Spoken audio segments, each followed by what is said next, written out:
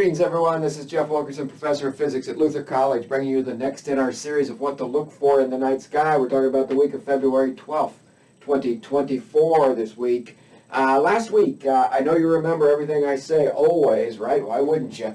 That last week we talked about the moon. It being a great week to go out and observe some deep sky objects because the moon was fading away. And this week is the same sort of thing. First half of the week is a low moon.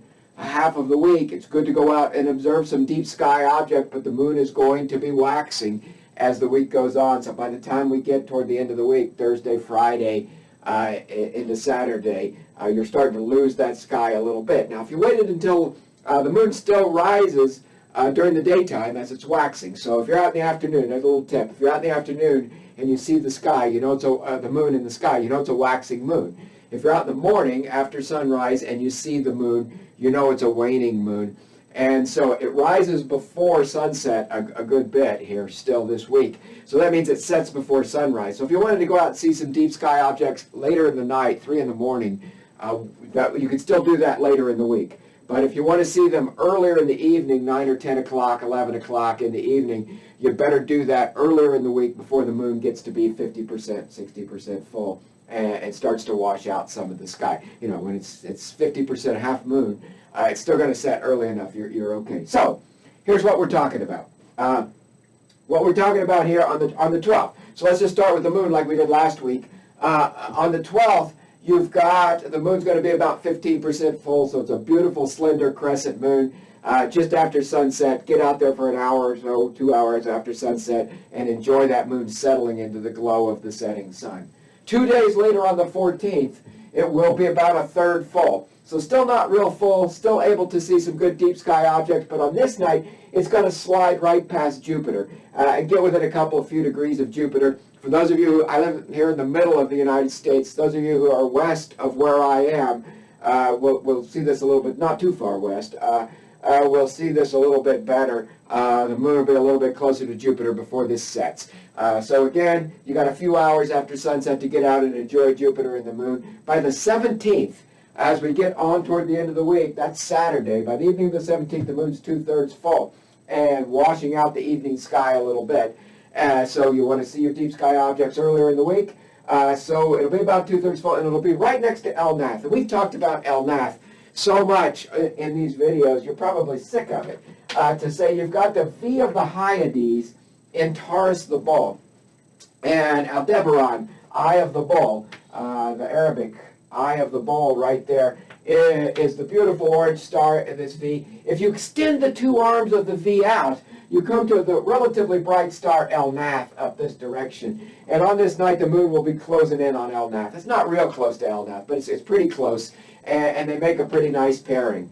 If you extend the V out the other direction, you come to the star Zeta Tauri, the Zeta star in Taurus. It is about a 3rd magnitude star. It's about 15 degrees from the V of the Hyades out to, fist and a half at arm's length, out to Zeta. Now, Zeta's it's a 3rd magnitude star. Remember, on a good clear night, depends a lot on your local observing conditions, light pollution, and atmospheric conditions. But on a good clear night, you can see down to 5th magnitude, probably, in a lot of places. 4th magnitude if you've got hazy skies or a lot of light pollution. 6th magnitude if you're in the high desert and you got really good skies. And so remember, every step in magnitude is a factor of 2.5 in apparent brightness. And so this is a fine star. It's not a star you'd look up and say, wow, look at that bright star. But it's a fine star and relatively easy to see. Now, just about 1 degree northwest of Zeta is the very well-known Crab Nebula. So the Crab Nebula right there, and this is something, if you got a small telescope and you want to go out and give this a try early in the week before the moon gets there, don't wait till the moon gets there, but earlier in the week, go out and find the Crab Nebula. This is a supernova remnant. Stars that are maybe 8 or 10 times more massive than the sun can end their lives in a massive explosion that is a supernova. And supernovae are great, right? Supernovae, so look, a little bitty tiny bit of quick history here. A supernova star, a big heavy star like that, is building up an iron core. So you're building up the elements of the periodic table up to about iron in the core, and you're getting energy from that nuclear fusion out to power the star. You don't go past iron much because suddenly the reaction becomes endothermic, excuse me. Suddenly you need energy to make that reaction go, so you're stealing energy from the star, and that's not going to happen. And so you build up to about iron in the cores of these stars until the core photodisintegrates. The core gets hot enough that the light particles bouncing around, the photons, can break those iron nuclei back apart, and you get a core collapse of the star. There's a lot more to it than that, but that's all we're going to talk about here right now. You get a core collapse of that star, and it goes rushing inward until you make a neutron star in the core of that supernova explosion. And that neutron star is a rapidly rotating ball of neutrons, basically. Something that's about a star, maybe 1.5 times the mass of our sun. You've got a star that's made its nuclear density. It's got almost the density of an atomic nucleus, which is really impressive. And so this thing's a rapidly spinning neutron star with a strong magnetic field. And when the inflowing matter hits that, it bounces off and rips back out through the star. It makes a shock wave that's really hot, and that shock wave is seen as a supernova explosion, and it creates all the elements of the periodic table. And then beautifully, that shock wave goes on to hit a cloud of gas, cause collapse of that cloud of gas, and make new stars in there that are enriched with the heavy elements that we love, that we have around us so much. In that way, the lives of stars continue, and you get planets like Earth and so on. This is a supernova that exploded in the year 1054.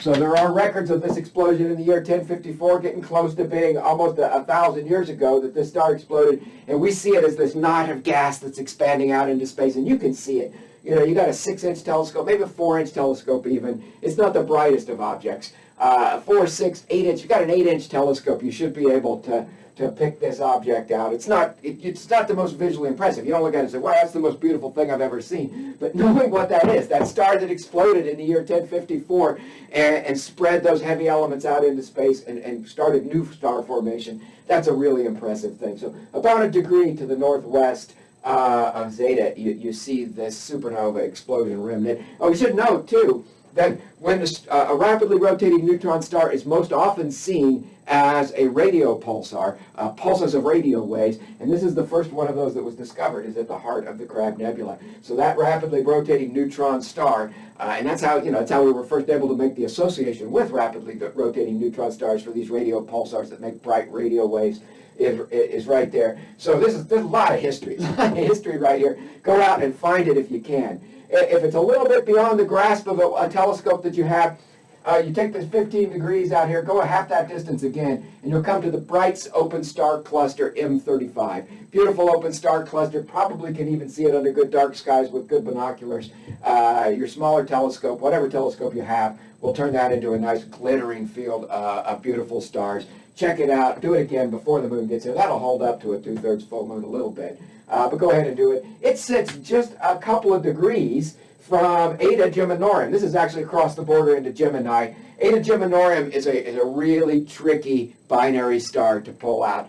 These two stars, they are actually a binary system, not just a line of sight pair orbiting around each other. But you probably need a pretty good telescope and pretty good seeing, pretty good non-turbulent skies to pull that out. We're talking about an arc second or so is all that separates those stars. And so you most likely what you would see if you worked on that is you might be able to tell that it's two overlapping stars. It's an elongated, lumpy star like an infinity sign or a figure 8 or something like that. So that's worth trying to check out too if you got a good scope and you want to do that. Those are your 3 deep sky objects to check out early in the week. Would be the Crab Nebula, M35 Open Star Cluster, and Eta Geminorium. That's what we got for you this week. As always, thanks for watching, everybody, and we hope you have a great week ahead.